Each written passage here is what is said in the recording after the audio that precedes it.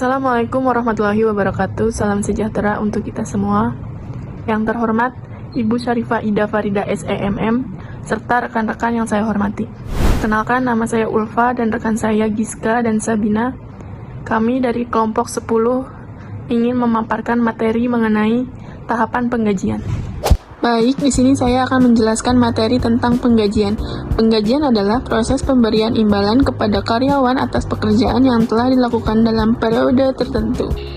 Jadi, penggajian itu bukan hanya memberikan gaji, tetapi imbalan atas pekerjaan yang sudah kita lakukan ya? Betul, imbalan ini diberikan setiap periode tertentu sesuai dengan hasil pekerjaan kita. Proses ini tidak hanya mencakup pembayaran gaji, tetapi juga melibatkan perhitungan gaji, pemberian tunjangan, pemotongan pajak, dan administrasi penggajian. Tahapan penggajian merupakan serangkaian proses yang dilakukan secara sistematis oleh perusahaan dalam menentukan, menghitung, dan membayarkan gaji kepada karyawan secara tepat, adil, dan sesuai peraturan yang berlaku. Yang pertama ada pengumpulan data, perhitungan gaji, verifikasi dan persetujuan, pembayaran gaji, dan terakhir pelaporan dan dokumentasi. Proses penggajian karyawan. Tahapan dalam proses penggajian meliputi A. Analisis jabatan. Perusahaan mengidentifikasi tugas, tanggung jawab, dan kualifikasi setiap pekerjaan sebagai dasar penentuan gaji. Selanjutnya, B. Evaluasi jabatan. Perusahaan menilai suatu pekerjaan dibandingkan pekerjaan lain agar tercipta keadilan dalam sistem penggajian. Tahapannya, yang pertama ada identifikasi jabatan, kedua perbandingan jabatan, ketiga penilaian nilai jabatan, keempat keadilan dalam sistem penggajian.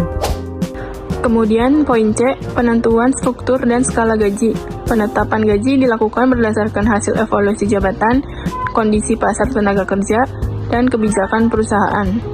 Yang pertama ada hasil evaluasi jabatan, kedua kondisi pasar tenaga kerja, ketiga kebijakan perusahaan, keempat penetapan struktur dan skala gaji. Tujuannya menetapkan gaji yang kompetitif, adil, dan sesuai kemampuan perusahaan. Kemudian poin D, pengumpulan data kehadiran dan kinerja. Pertama ada absensi, kedua ada keterlambatan, ketiga ada lembur, keempat ada kinerja karyawan, dan kelima ada perhitungan gaji. Selanjutnya, perhitungan gaji. Perusahaan menghitung gaji pokok, tunjangan, bonus, lembur, pajak, BPJS, serta potongan lainnya. Selanjutnya, F. Pembayaran gaji. Gaji dibayarkan kepada karyawan sesuai jadwal yang telah ditentukan, biasanya melalui transfer bank. Selanjutnya, G. Pelaporan dan administrasi. Tahap akhir ini meliputi pembuatan slip gaji, pencatatan laporan keuangan, dan pelaporan pajak perusahaan. Selanjutnya, ada faktor-faktor yang mempengaruhi gaji.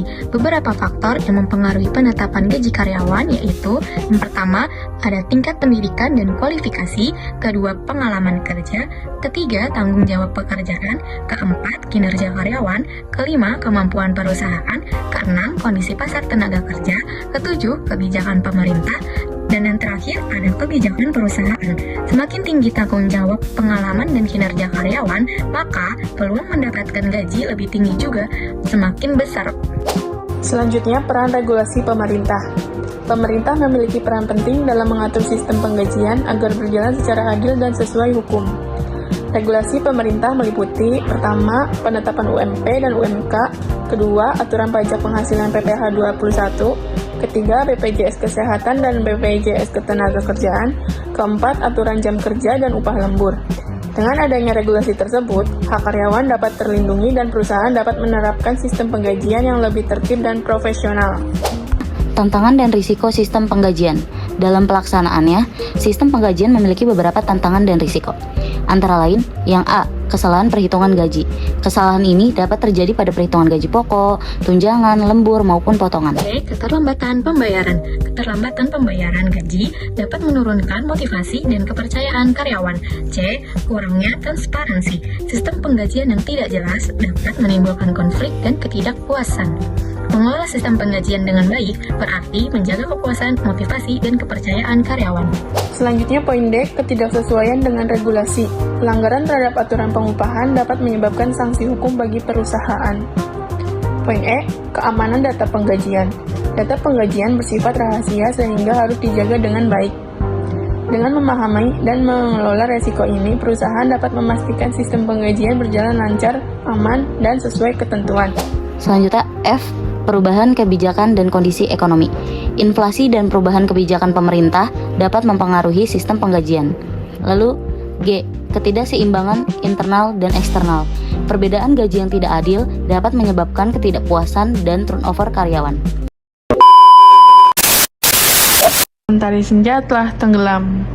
Cakep. Hujan turun mulai terjatuh. Cakep. Kita tutup presentasi dengan salam. Wassalamualaikum warahmatullahi wabarakatuh.